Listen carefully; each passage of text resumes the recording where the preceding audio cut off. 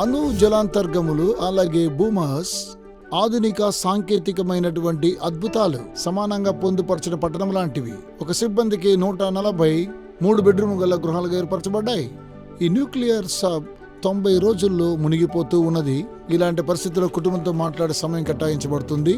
అణ్వాయుధాలను ప్రయోగించడానికి సిద్ధంగా ఉండాలనే ఒత్తిడితో పాటు ఇది చాలా ఒత్తిడితో కూడిన మిలిటరీ పనిలో ఒకటి.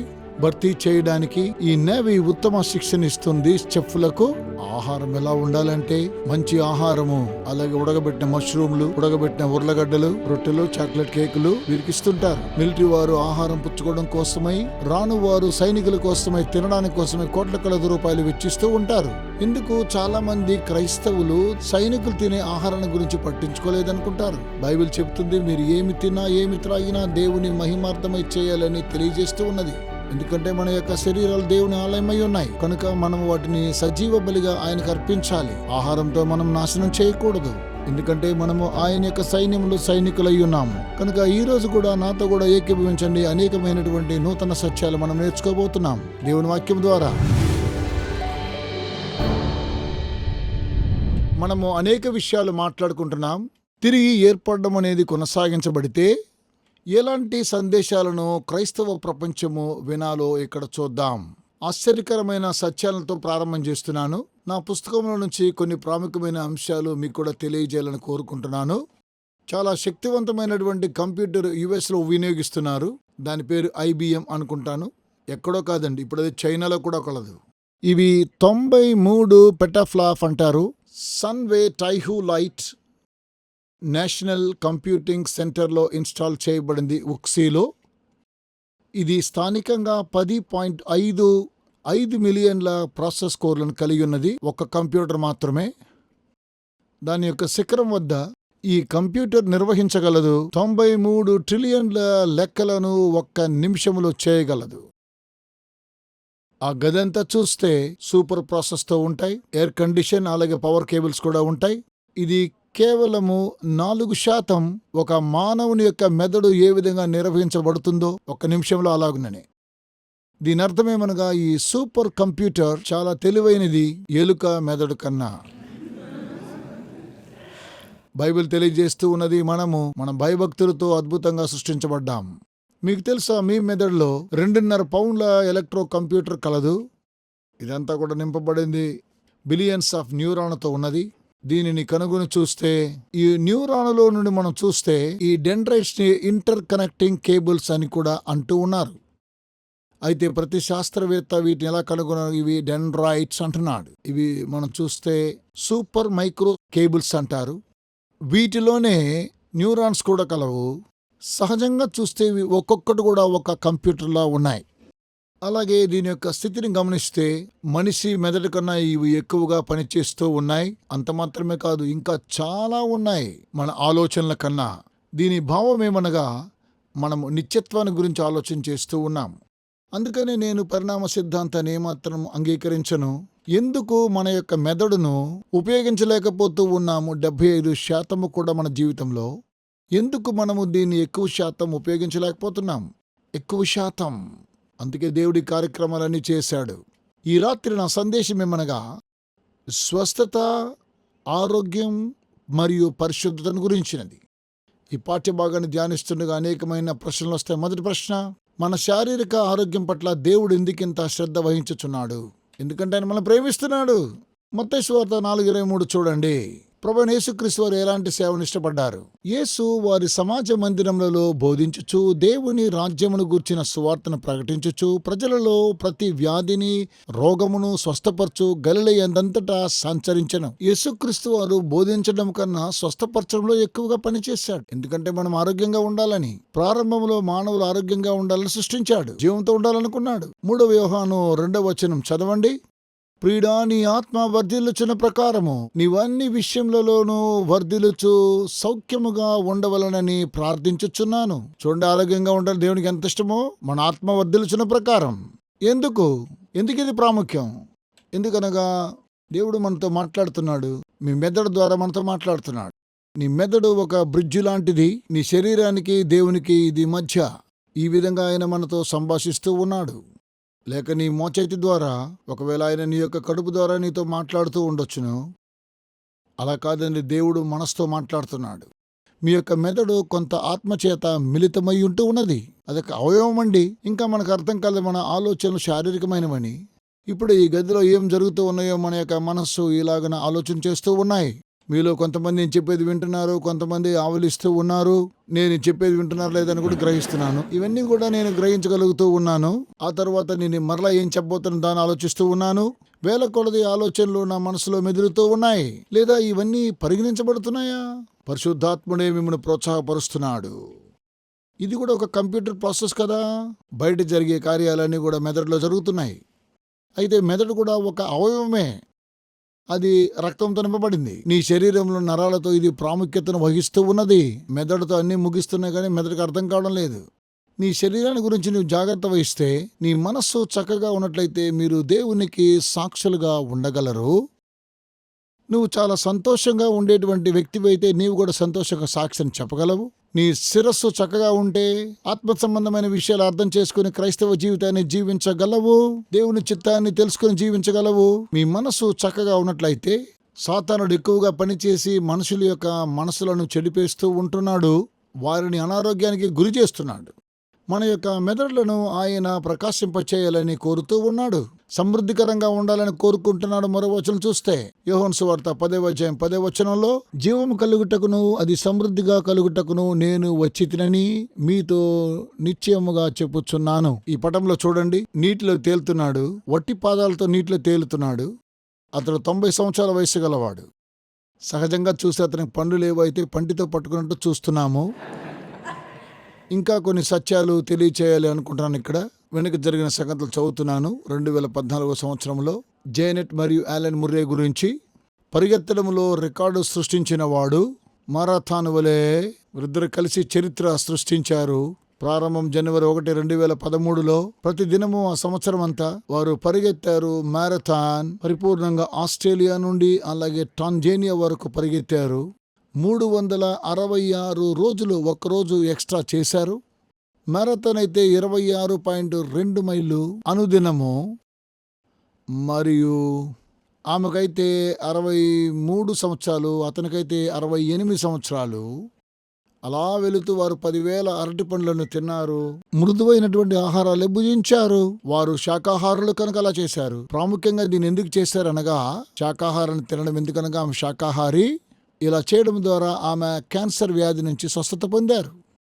మరియు జెర్రీ తన స్నేహితులతో ఉన్నప్పుడు ఇవి ఇలా ఉన్న కొన్ని మాంసాహారాల గురించి విన్నప్పటికీ కూడా మాంసము మరియు పాల కేంద్రాలు, శాకాహారము మనుషులకు ఆరోగ్యకరంగా ఉంటుందని వారు తెలియజేశారు. ఇలాంటి భయంకరమైన వ్యాధులు, ఇది చాలా కఠినమైనటువంటి విషయాలు. ఆ విషయాల తర్వాత మీకు తెలియజేస్తాను.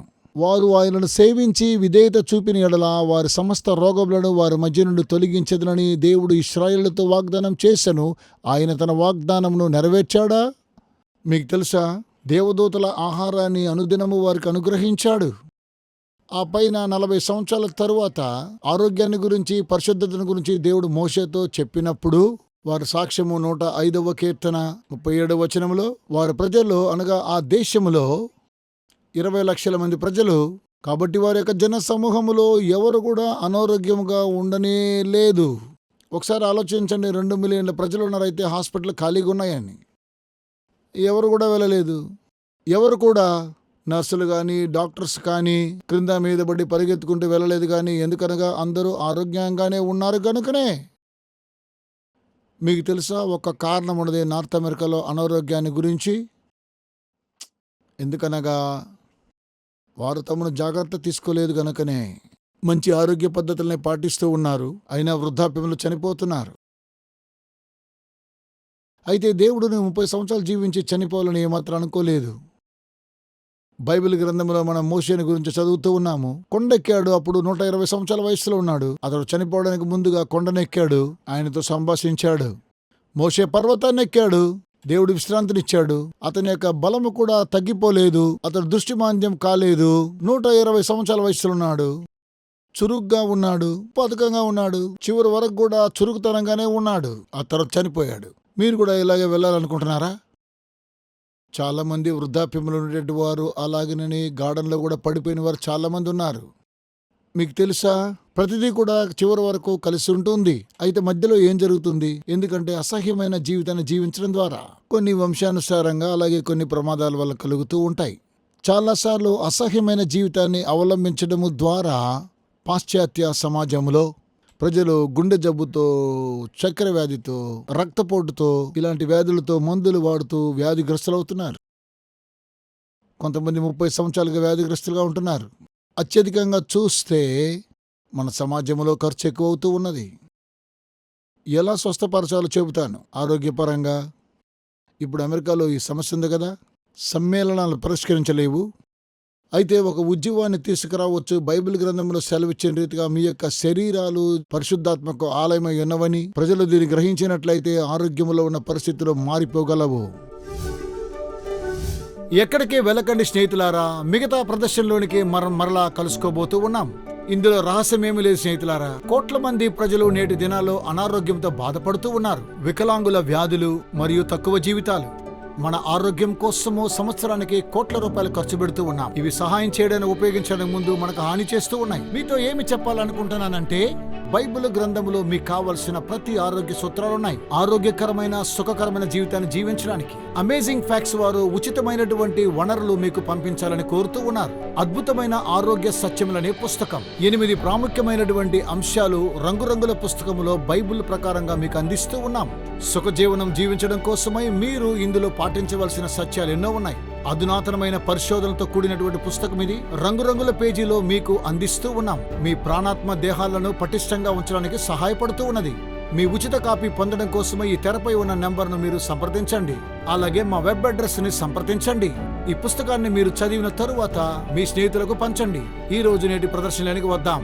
దేవుని వాక్యం ద్వారా అద్భుతమైన సత్యాలు మనం నేర్చుకుందాం. మన ఆరోగ్యము దేవునికి ఎందుకంత ప్రాముఖ్యమైనది బైబిల్ తెలియచేస్తూ ఉన్నది. 1 కొరింథీ 6:19 మీ శరీరము పరిశుద్ధాత్మకు ఆలయమై ఉన్నది, అందువల్ల మీ శరీరములో మరియు మీ ఆత్మలో దేవుని మహిమపరచుడి. ఆయన మీలో ఉన్నాడు, క్రీస్తు మీలోనే ఉన్నాడు. కనుకనే ఆయన ఈ యొక్క శరీరాన్ని జాగ్రత్త వహించాలనుకుంటూ ఉన్నాడు, మీరు ఆరోగ్యంగా ఉండాలని. తర్వాత రోమీయులకు రాసిన పత్రిక 12:1 అపోస్తలుడైన పౌలు సెలవిస్తూ ఉన్నాడు, సహోదరులారా, మీ శరీరములను ఆయనకు సమర్పించుకొనుడని దేవుని వాక్యమును బట్టి మిమ్మల్ని బతిమాలుకొనుచున్నాను. ఇటు సేవ మీకు యుక్తమైనది.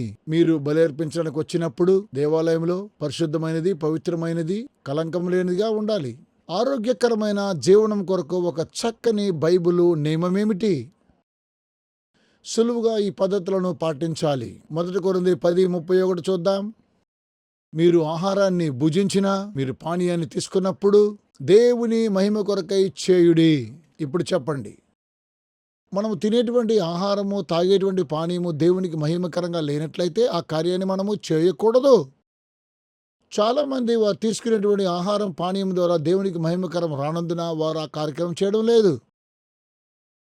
కనుకనే సంఘము ఈ సత్యము తెలుసుకోవాలని కోరుతున్నాను. లేదా సంఘం అనే మనము పరిశీలించవలసిన వారమై ఉన్నాం. మీరేమనుకోకపోతే ఒక విషయం తెలియచేస్తాను. చాలా మంది వేసే ప్రశ్న, మద్యమత్తు పానీయములను క్రైస్తవులు త్రాగవలనా లేక సేవించవలనా? ఎప్పుడైతే ఒక వ్యక్తి మద్యపానాన్ని సేవిస్తాడో అతడు మరో ఆత్మచేత బంధించబడుతూ ఉంటాడు. ఎందుకనగా ఒక వ్యక్తి బీరు కానీ మత్తుపానం తీసుకుంటే వారు మరో ఆత్మచేత బంధించబడుతూ ఉంటారు. దాన్ని మనం గ్రహించాలి. మీరు గమనించారా, ఒక వ్యక్తి అతడు త్రాగుతూ ఉన్నప్పుడు అతడు ఏం చేస్తూ ఉన్నాడో, న్యాయ తీర్పు ఏ విధంగా తప్పించుకోవాలో అనేటువంటి విషయాన్ని తెలుసుకోనకుండా దాని గురించి అప్పుడప్పుడు కూడా క్షమాపణ చెప్పుకుంటూ మరలా తప్పు చేసి మరలా క్షమాపణ కోరుతూ ఉంటారు. వారు తప్పు చేసి జైలుకి వెళ్ళిన తర్వాత వారు లేచి చూస్తే ఆ లేచిన తర్వాత చాలా సిగ్గుకు లోనవుతూ ఉంటున్నారు.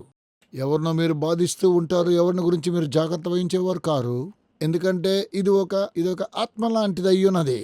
ఎందుకు క్రైస్తవులు శోధనను జయించలేకపోతూ ఉన్నారో చూద్దాం. నోవహు త్రాగాడు, నోవా త్రాగి పడిపోయాడు, వస్త్రహీనుడిగా పడుకున్నాడు. రాజైన దావీదు ఊరియాకు త్రాగనిచ్చి మనస్సాక్షి విరుద్ధంగా పాపం చేశాడు. లోతు త్రాగి తన కుమార్తెలతో శయనించాడు. బైబిల్ చూడండి, ఇవన్నీ మంచివి కావు. ద్రాక్షారసము వెక్కిరింతలు పాలు చేస్తూ ఉన్నది. ద్రాక్షారసము వెక్కిరింతల పాలు చేయును, మద్యము అల్లరి పుట్టించును, వాని వశమైన వారందరూ జ్ఞానము లేనివారు. సామెతలు 21 మద్యం వ్యసనకరమైనది. అది మన మెదడు కణాలను నాశనం చేసి మన విచక్షణ జ్ఞానం యొక్క సామర్థ్యతను ఘోరముగా బలహీనపరచును. కనుక క్రైస్తవులు తాగకూడదు. మీరు ఆలోచన చేసి బైబిల్ గ్రంథంగా మీరు తర్కించినట్లయితే ద్రాక్షరసం త్రాగొచ్చును కదా అని అన్నట్లయితే అది మన సమాజంలో చాలా భయంకరమై ఉన్నది. మీరు ఉదాహరణ తీసుకుని దీని కింద సాకారం చేస్తున్నారు. కొంతమంది పడ్డానికి ఆస్కారం అవుతుంది. కొద్దిగైనా కూడా తమ దేహములను అపవిత్రపరచుకుని వారికి దేవుడు ఏం చేయును? ఇది చాలా ప్రమాదం. పాస్టర్ గారు, మీరెందుకు దీన్ని చట్టబద్ధంగా చేస్తున్న నూతన బంధం చూడండి, అది దేవుడే చెప్పాడు అంటున్నారా? 1 కొరింథీయులు 3:16-17 మీరు దేవుని ఆలయమై ఉన్నారనియు ఎవరైనను దేవుని ఆలయమును పాడు చేసిన యెడల దేవుడు వానిని పాడు చేయును. దానియేలు తన్ను అపవిత్రపరచుకొనకూడదు అనుకున్నప్పుడు బైబిల్ గ్రంథం అంతా కూడా దానియేలు గ్రంథంలో దేవుడు అతను దీవించాడు. మంచి మనస్సునిచ్చాడు, దీర్ఘాయునిచ్చాడు, గొప్ప సేవనిచ్చాడు. ప్రాముఖ్యంగా తన యొక్క శరీరాన్ని అపవిత్రపరచుకొనకూడదు అని అనుకున్నాడు. ఎందుకనగా అతను నమ్మాడు తన యొక్క శరీరము పరిశుద్ధాత్మక ఆలయమై ఉన్నదనుకున్నాడు. అందుకే దానియేలు ఆత్మతో నింపబడ్డాడు. దానియేలు గ్రంథం 6వ చదవండి. దానియేలులో ఉన్నటువంటి దేవుని ఆత్మను చూశాడు. అతడు ఆత్మచేత నింపబడ్డాడు. దేవుని ఆలయమై ఉన్నారనియో ఎవరైనను దేవుని ఆలయం పాడు చేసిన యెడల దేవుడు వానిని పాడు చేయును. దేవుడు వానిని పాడు చేయును. దేవునికి స్తోత్రం. పశ్చాత్తాపడడానికి దేవుడు సమయం ఇచ్చాడు. ఒకవేళ మీరు గతంలో ఇవన్నీ కూడా చేసి ఉండవచ్చునేమో. అయితే ఆయన మనలను పరిశుద్ధంగా ఉండడం కోసమే పిలుస్తూ ఉన్నాడు. పరిశుద్ధంగా ఉండాలని కోరుతున్నాడు. ఆరోగ్యంగా ఉండాలనుకుంటున్నాడు. ఎందుకు మనం అలా ఉండకూడదు?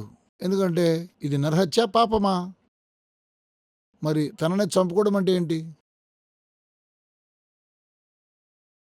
ఇప్పుడు ఒకవేళ మీరు విషాన్ని పుచ్చుకుంటే 24 గంటలు పడుతుంది చంపడానికి. ఇది కూడా పాపమేనా? ఎలాంటి విషయాన్ని మీరు తీసుకున్నారు? తీసుకుని వారం అయి ఉండొచ్చును. ఒక వారం తర్వాత చంపేస్తుంది కదా అని తీసుకోవచ్చు అనుకుంటున్నారా? అది కూడా ఒక ఆత్మహత్య లాంటిదే. ఒకవేళ 20 సంవత్సరాల తర్వాత అయితే ఎలాంటి సమయంలో ఇది సరే అని అంటారు? మీకు తెలుసు అది నేను చంపేస్తుందని. అలాగే ప్రతిసారి మీరు తీసుకునేటువంటి ఒక ప్యాకెట్ సిగరెట్లు హెచ్చరికనిస్తాయి. మనకందరికి తెలుసు క్యాన్సర్ వస్తుంది అని, మనకు తెలుసు పుట్టుకలో సమస్యలు వస్తాయని, మనకు తెలుసు చాలా సమస్యలు వస్తాయని. పొగాకు భయంకరమైనటువంటి వ్యాధి నార్త్ అమెరికాలో. ఇది సమాజాన్ని నాశనం చేస్తుంది. ఇప్పుడు కొంతమంది చూస్తున్నారు, కొంతమంది ఇక్కడ ఉన్నారు. మీకు శ్రమలున్నాయి. ఒకవేళ ఎలాంటి సమస్యలతో ఉండవచ్చును. మరో విషయానికి వచ్చినట్లయితే నేను కూడా అలానే ఉన్నాను. ఎందుకనగా ఇది గొప్ప హింస. పొగ త్రాగడం మర్చిపోవాలని నేను 100 సార్లు ప్రయత్నం చేశాను. దాన్ని బహిష్కరించడం ఇది చాలా కఠినమైన సంగతి. అదేనండి మార్క్ ట్వైన్ గారు సెలవిచ్చారు. ఇది మర్చిపోవడం చాలా సులువే. నేను అలా చేశాను. ప్రారంభించాను, మర్చిపోయాను. సవాలుగా తీసుకొని తల్లిగారు తాగుతారు, తండ్రి గారు తాగుతారు, మా తాతగారు తాగేవారు. మరియు నేను పొగ త్రాగుతున్నప్పుడు ఒక సిగరెట్ తీసుకుంటాను, మరో సిగరెట్ మరో చేతిలో పెట్టుకుంటాను. నా జీవితంలో ప్రారంభించడం చాలా సులువే, అయితే మర్చిపోవడం చాలా కఠినమే. మీరు ఎంతమంది క్రీస్తు ద్వారా ఈ కార్యం చేయగలరు? అయితే సమస్తము ఆయనకు సాధ్యమే. ఎంత ధనాన్ని పొదుపు చేశాను తెలుసా? మీ ఇంటిని కొనుక్కోవడానికి ధనాన్ని వెచ్చించవచ్చును. ఎప్పుడైతే పొగ తాగడం ఆపినప్పుడు అప్పుడు ఆయన మనకు విజయం ఇస్తాడు. అది ఏమైనా సరే. కొంతమంది ఓపియాడ్ అనేటువంటి మాదక ద్రవ్యానికి బానిసలవుతూ ఉంటారు. ఇది మత్తు పదార్థం కాదు, అది కూడా సిగరెట్ లాంటిదే. దేవుడు అంటున్నాడు మాదక ద్రవ్యాలు వాడకూడదు, కొన్నిసార్లు అవసరమైతే మందులే వాడుకోవాలని. కొంతమంది బానిసలైన వారిని గురించి నేను మాట్లాడుతున్నాను. అది వారి జీవితాన్ని అధిగమిస్తూ ఉన్నది. క్రైస్తవులకు ఒక చక్కని సమగ్రవంతమైన ఆరోగ్య సూత్రమేమిటి? పందెమందు పోరాడు ప్రతివాడు అన్ని విషయముల యందును మితముగా ఉండును. 1 కొరింథీ 9:25. ఆహారము పానీయాన్ని గురించి, ట్రాఫిక్ లైట్ల గురించి కొంచెం ఆలోచించుదాం. పచ్చ రంగు లైట్ ఉన్నది, దానికి అర్థం ఏంటి? వెళ్ళండి. ఎరుపు లైటు ఆగండి. పసుపు వేగంగా వెళ్ళండి. కాదండి, అలా కాదండి. పసుపు రంగు వస్తే మీరు ఏం చేస్తారు? డ్రైవ్ చేయడానికి సిద్ధపడుతూ ఉంటారు. పసుపు అంటే హెచ్చరిక, సరేనా? కొన్నిసార్లు అది సరైనది కాదు. అసహ్యమైన వాటిని తినకూడదని దేవుడు సెలవిచ్చాడు కదా. ఒకవేళ మీరు మాంసం తింటే పసుపు లైట్ వేసుకోండి. మంచి మాంసం తినండి, చక్కగా ఉండేది తినండి. ఒకవేళ మిఠాయిలు తింటే అది మాంసం కాదు, అనేకమైన విషయాలు ఉన్నాయి. ఆయా సమయాల్లో కొన్నిసార్లు మనం తినాల్సి వస్తుంది. ఆహారంతో పాటు ఐస్ క్రీమ్ తింటాం. అలా ప్రారంభం చేస్తూనే ఉంటాం. ఆ తర్వాత పచ్చలైట్ అంటే అది ఆశీర్వాదం, ముందుకెళ్ళము. ఏదైనా చేయవచ్చు కానీ మనం శోధించబడకూడదు. నేను కొన్ని విషయాలు పరిశోధించాను. తినకూడదు అన్నటువంటి ఆ యొక్క చెట్టు ఫలములేంటి? నేనైతే అనుకుంటున్నది ఒక చాక్లెట్ చెట్టు అనుకుంటున్నాను. ఒక వ్యక్తిని గురించి నేను విన్నాను, దాన్ని మర్చిపోండి. అతడు ఒక జెనీని కనుగొన్నాడు. నిజమైన కథ. సీసాను శుభ్రంగా తుడుస్తూ ఉన్నాడు. జీని బయటకు వచ్చేసింది. 3 సార్లు అభినందించింది. అప్పుడు ఆ వ్యక్తి అన్నాడు, నాకు ఒక బ్యాంక్ అకౌంట్ ఉంది, $1 మిలియన్ అకౌంట్.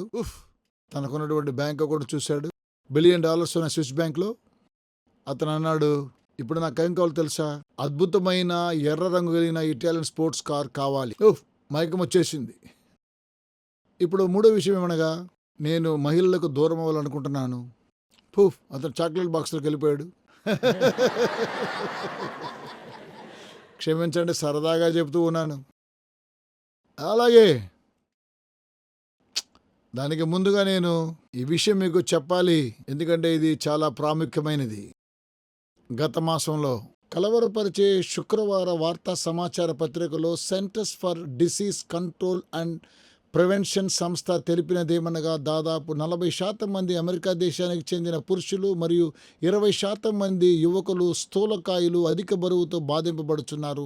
ఇది అమెరికాలో నమోదైన అతిపెద్ద స్థూలకాయ గణాంకము. సంవత్సరాలుగా తగ్గలేదు కానీ అధ్వానంగా మారిపోయింది. సమృద్ధి వలన మనం నాశనం అయిపోతున్నాం. ప్రతి సంవత్సరం ఎంతో మంది చనిపోతున్నారు పోషకాహారం లేకుండా, కరువు వలన. అయితే మన దేశంలో అనేక మంది ఇలాగనే చనిపోతున్నారు. ఎందుకంటే ఎక్కువ తినడం ద్వారా, ఎక్కువ పోషకాహారాల ద్వారా. బైబిల్ తెలియజేస్తుంది గలతీయులకు రాసిన పత్రిక 6:7, మోసపోకుడే, దేవుడు వెక్కిరింపబడడు. మనుష్యుడు ఏమి విత్తునో ఆ పంటనే కోయును. మనల్ని నష్టపరిచేది ఏంటో తెలుసా? సోడా. అది ఒక ద్రవ మిఠాయి. అదేనండి. నాకు ఒక స్నేహితుడున్నాడు. ఒకసారి అతను కలుసుకున్నప్పుడు 30 కిలోలు తగ్గిపోయాడు. అతను చూస్తున్నప్పుడు, అరే ఏం జరిగింది అని అడిగినప్పుడు అతను ఏం చెప్పాడు తెలుసా? అదేంటి, నేను సోడా తాగడం మానేశాను, అదే నేను చేశాను అన్నాడు. వ్యాయామం చేయడం లేదు, ఆహారం కొదువు లేదు, సోడా తాగడం మానేశాను కాబట్టి 30 కిలోలు తగ్గాను.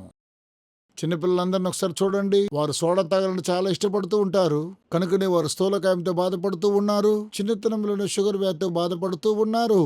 వారు జీవనానికి ముందుగానే వ్యాధిగ్రస్తులు అవుతున్నారు. ఇది దేవుని యొక్క ప్రణాళిక కాదు. మనకేం కావాలో తెలుసా? దేవుని శక్తి మనకు కావాలి. ఇవన్నీ కూడా మార్చాలంటే ఆమేన్. బైబిల్లో ఇయ్యబడిన ఆరోగ్య సూత్రములు నేటికిని అనుసరించుటకు అనుగుణమైనవేనా లేక సాధ్యమేనా? అంటువ్యాధి ఉన్నవారికి దూరముగా లేక కడగా ఉంటే పద్ధతులు అంటువ్యాధులు పరిక్రమించకుండా నివారించును. ఎబోలి సంక్షోభాన్ని గురించి వినే ఉంటారు. మందులు కనుగొన్నారు. వాటి పేరు హైపర్ లెవిటికస్. వారు దిగ్బంధం విధానాలను ప్రారంభించారు. లెవిటికస్ వాటిని ఆప్ చేశారు. మనుషుల శరీరం నుండి వెలువడే మలము లేదా వ్యర్థ పదార్థములు భూమిలో పాతిపెట్టబడవలను. మీకు అందరికీ తెలుసు, కొన్ని ప్రాంతాల్లో బాత్రూంల గురించి. కొన్ని దేశాల్లో ఉన్నవి, అవి కొన్ని దేశంలో కూడా లేవని మనం గ్రహించగలం. అదేనండి బాత్రూంలు. అక్కడే వ్యాధులు ప్రారంభమవుతూ ఉన్నాయి. స్నానము మరియు బట్టలు ఉతుకునడం ద్వారా క్రిములను నివారించవచ్చును. మంచిగా స్నానం చేయాలి. ప్రజలు కొంతమంది నీరు త్రాగడం లేదు. ఇది చాలా దుఃఖకరమైనటువంటి సంగతి. బానిసలవుతారు కెఫీన్కి. నేను ఒక వార్తల్లో చదివాను, 24,000 మంది కెఫీన్కి బానిసలైనటువంటి వారు హాస్పిటల్లో ఉన్నారు. కెఫీన్కి సంబంధించిన వ్యాధులతో వారందరూ కూడా చిన్నపిల్లలు ఉన్నారు. నైతిక జీవనము లైంగిక వ్యాధులను నివారించును. ఇది మనము గ్రహించవలసిన సత్యం. బైబిల్ తెలియచేస్తూ ఉంది, జంతువుల క్రొవ్వు తినకూడదని. ఇది నూతన నిబంధన గ్రంథంలో కూడా ఉన్నది. అపోస్తలుల కార్యం 15వ అధ్యాయం చదవండి. చాలా మంది క్రైస్తవులు దీని గురించి మాట్లాడడం లేదు. ఇవి ఆహార పద్ధతులు తీసుకోవడం మాత్రమే కాదు, ద్వేషము మరియు అసూయ ఒకటి ఆరోగ్యమునకు హానికరము. చాలా మంది వ్యాధికి గురవుతున్నారు. దీనికి గల కారణము ఇవే. చాలా బుద్ధిహీనంగా ప్రవర్తిస్తుంటారు. అసూయలు ఉంచుకుంటారు, అయితే క్షమించలేరు. మీ ఒత్తిడి అనారోగ్యానికి గురి చేస్తుంది. మీకు విషయం తెలియచేస్తాను. మితిమీరి తినుట హానికరం. అది మంచి ఆహారమైనా సరే అది చాలా హానికరం. మల్లు యుద్ధం చేసేవారిని ఒకసారి చూడండి. వారికి సమయం కొంచెమే, వారు కొద్ది కాలమే జీవిస్తారు. తగిన విశ్రాంతి మన శరీరములకు అవసరం.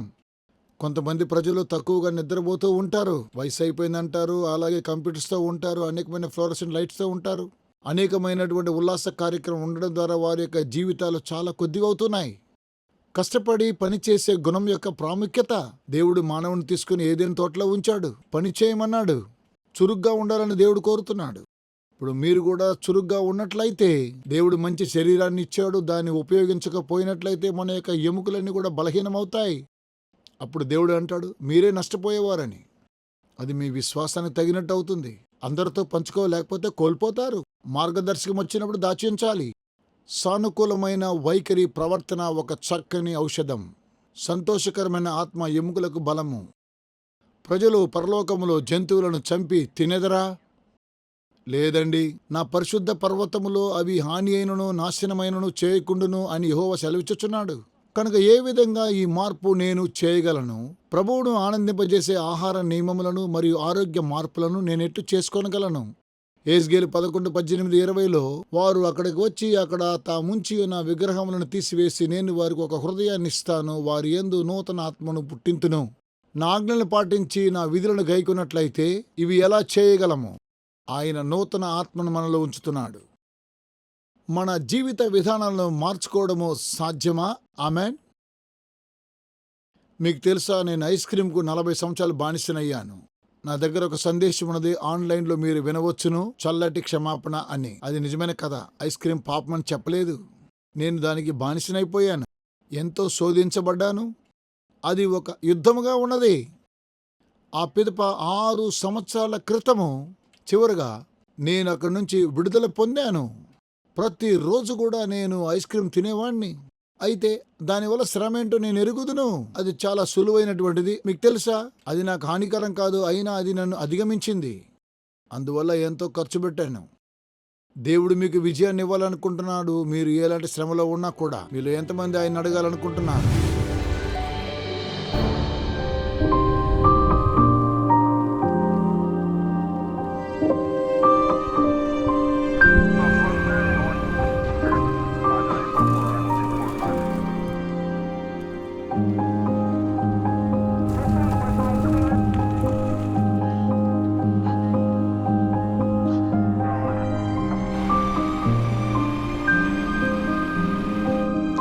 ఇకపై నొప్పి లేదు, బాధ లేదు. ఇకపై పోలీస్ స్టేషన్కి వెళ్లాల్సిన పని లేదు, వ్యాధి లేదు, మరణము లేదు, ఇక శ్రమలు లేవు.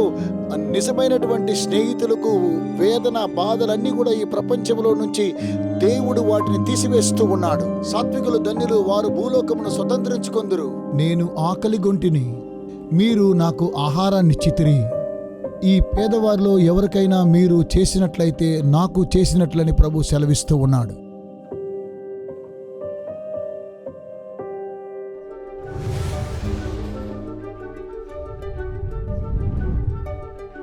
మర్చిపోకండి, ఈరోజు ఉచిత ఆఫర్ని పొందుకోవడం కోసము మీరు చేస్తూ ఉన్నటువంటి సహాయాన్ని బట్టి మీకు వందనాలు తెలియజేస్తూ ఉన్నాం. యేసుక్రీస్తు సువార్తను ప్రపంచానికి తీసుకుని వెళ్ళాలి.